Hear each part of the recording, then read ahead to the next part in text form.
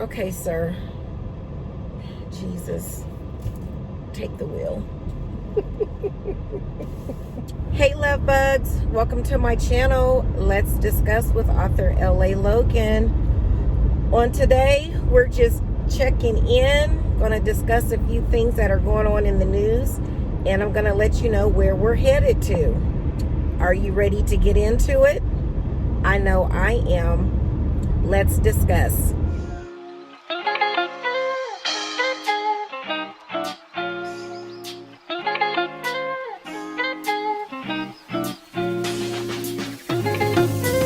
Hey guys, happy Friday.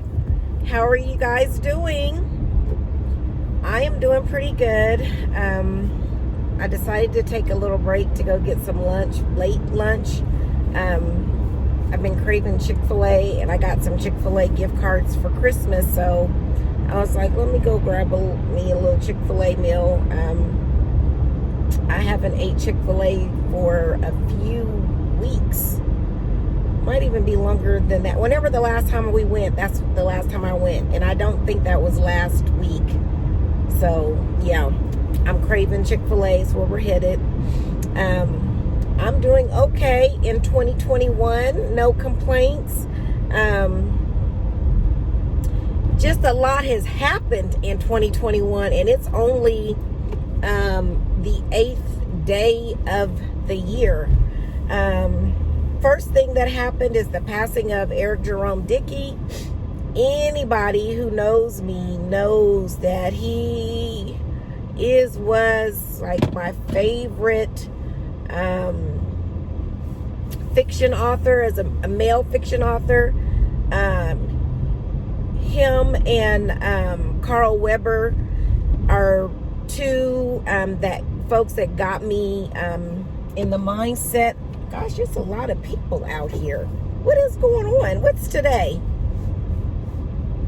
It's not a holiday or anything, so gosh. I mean, like, it's a lot of traffic out here for it to be. Well, it's Friday, and I don't go anywhere, so maybe this is normal. I'm the one that's abnormal.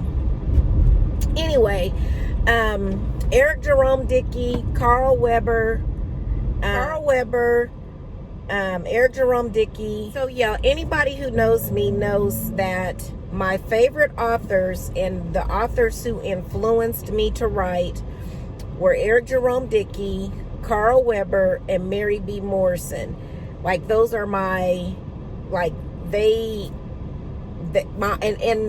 really got me into reading books, binging books that were sequels, that kind of fed into each other.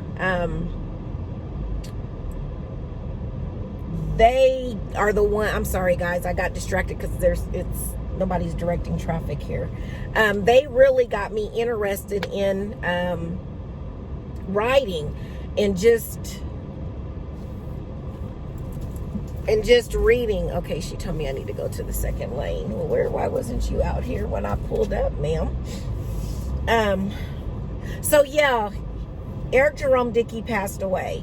And I am just, man, that hurt me. That hurt my heart, because I just felt like we have more books coming from him. And I'm praying that he has some books in the vault that have not been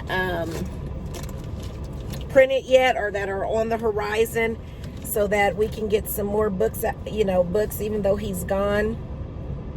But yeah, that really hurt me. Like, he's definitely my top 3.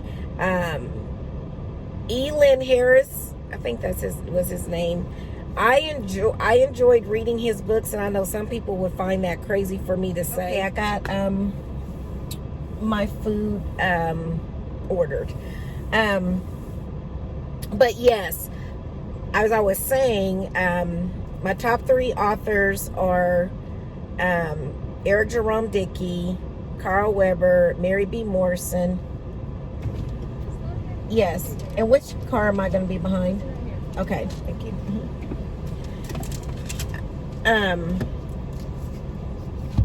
I'm sorry, guys, so many distractions.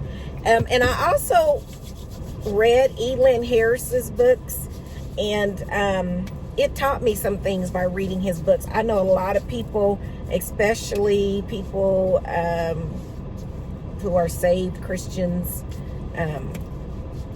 they would never, they would not read that type of book.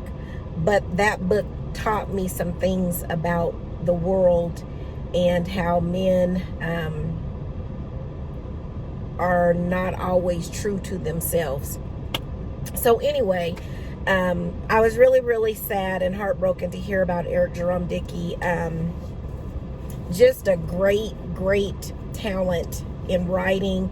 And he told so many great Black love stories of just being in love, that Black people can really have healthy, strong relationships, loving relationships, and that even, and he would speak to, challenges with that.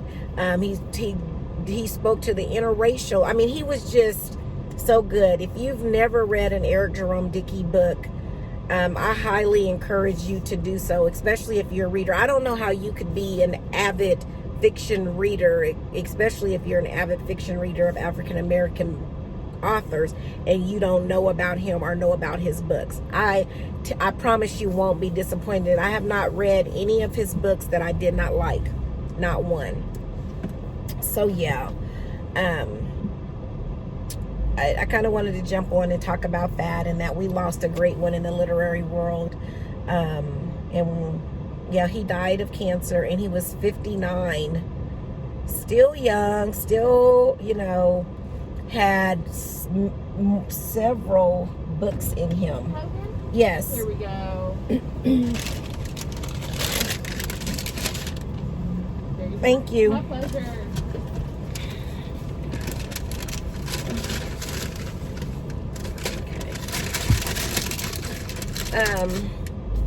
So yeah, wanted to jump on and talk to you guys about that and see, have any of you read any of his books, and had you heard about him passing away? Just a shocker, just shocking to me. And then the other thing that's going on in the news that I don't know how you don't know where you been, is the situation that happened at the Capitol. There's so much I want to say about that, okay, sir, Jesus, take the wheel. Okay. When I was watching that, I literally thought, like, I was in disbelief at what I was seeing. Like, I didn't know what was going on. And then when I, turned the volume up on the TV and was listening, I was like, oh, it made perfect sense to me. Like, I wasn't, like, shocked that it happened. I was just shocked at how far it got. Like, it wasn't shocking to me that the current administration's supporters would try to storm the Capitol to take over, to stop the electoral votes being captured, and listening to what he said to them during the rally he had, them following what he said, to march down there, and it's going to be wild, and all his dog whistle words that he used. I was not surprised that they went down there to attempt to do it, but in my mind, that's all it was going to be, was an attempt. I just knew, that they weren't going to be able to infiltrate the Capitol, in my mind. But once I saw all the events, and that the president was in charge of calling the National Guard and having more police officers on staff on the Capitol, then it made sense to me how they were able. It was almost like an inside job. I mean, you did see some police officers that were allowing them to come in. You saw some police officers that were taking selfies with them. But then on the flip side, you did see some police officers who were really trying to do their job and tell them no. I'm not sure who this is. Okay, guys. So I don't even remember what I was talking about. I think we were getting into what was happening at the Capitol.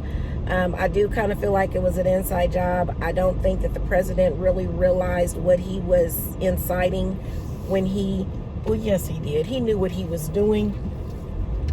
5 people are dead. Several people are in the hospital still from that.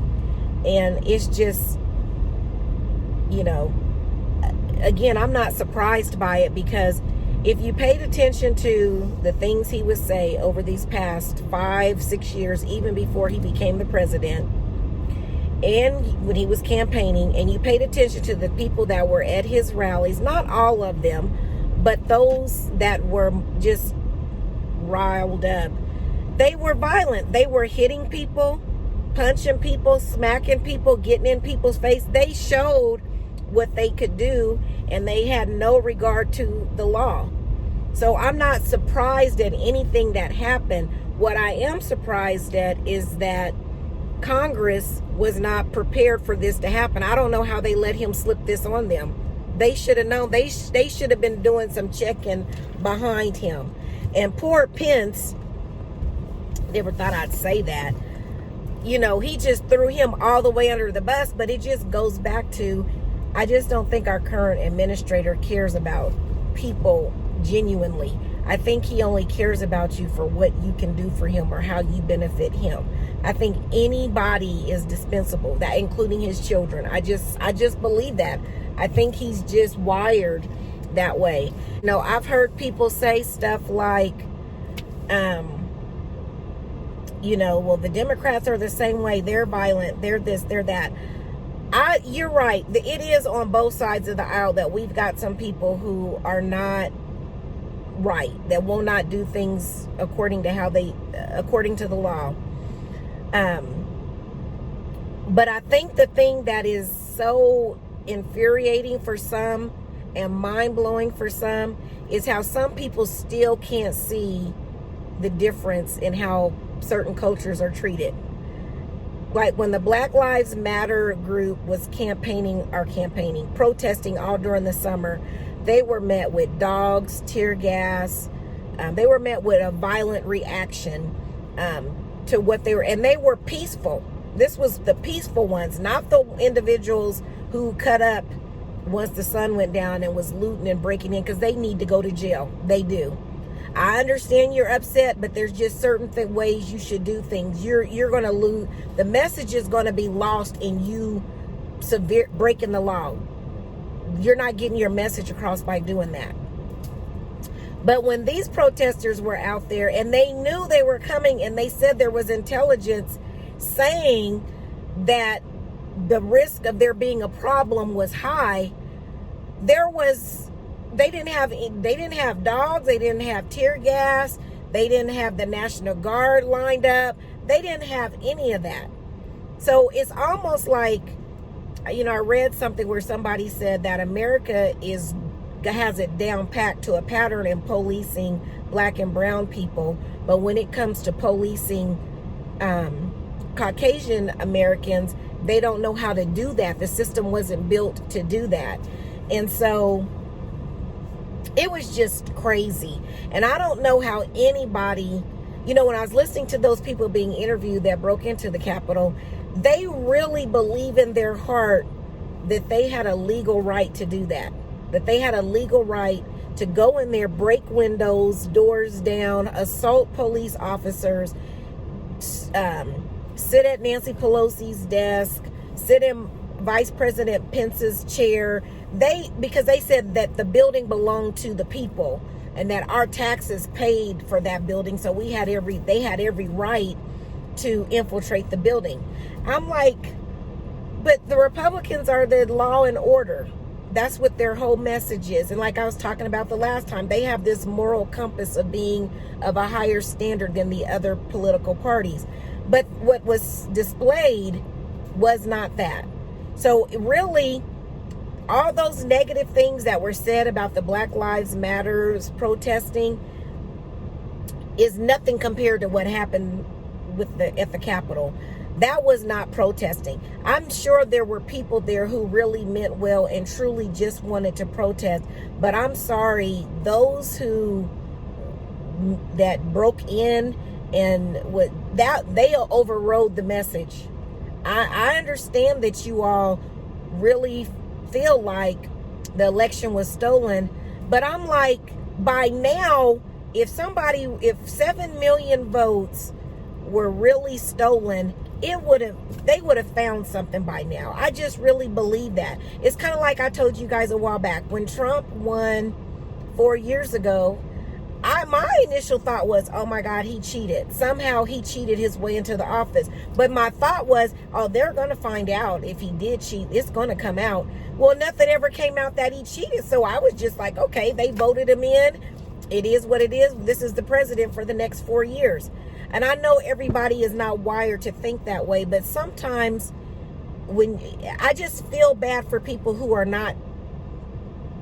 are easily influenced, or are so far gone or so stuck in their way of thinking that they start doing things that's not right. Hence what happened at the Capitol. It's one thing for you to believe what you believe and stand in your truth, but when it turns violent, where people are going to get hurt, that's not right. It's not right. Your belief has now turned into something illegal that's turned into you're a terrorist. You're no different than a terrorist that blows themselves up in buildings for their cause. You're no different than that. And that goes for if you are on Black Lives or you're doing what the Capitol folks did. It's no different. When you let your belief get that far gone that you're willing to hurt yourself and others to get your message across, you have crossed the line. And the president originally said he appreciated them and loved them. Then he changed his message to, I don't condone it. We need, I believe I lost. It's a little too late for that. And he should not be allowed to run for office again because he doesn't know how to lead all people. He only knows how to lead from his way of thinking and his perspective of it's about me and what I want. He really don't care about nobody. And he's proven that. And it just really showed me that a lot of prayer needs to take place and that there's people out there who are really hurt and really stuck. Like really, really stuck. And yeah. So anyway, guys, I just wanted to jump on real quick. I went to go grab me something. I don't want my food to get cold. Wanted to jump on, kind of talk about that. And we may pick this back up because there's so much going on. They're talking about the 25th Amendment. They're talking about impeachment. There's so many moving pieces that we're going to continue to talk about this. I know. Hey, if it's your first time to the channel, welcome. If it's not your first time, welcome back. How have you been? I ask that you click the like button. By clicking the like button, you let YouTube know that you enjoy the content, and it'll do something with the algorithms to put us in front of some other YouTube watchers. If you're not a part of the family, I ask that you join. Click the subscribe button and the bell so that you're notified when new content is loaded to the channel. And lastly, I need you to share,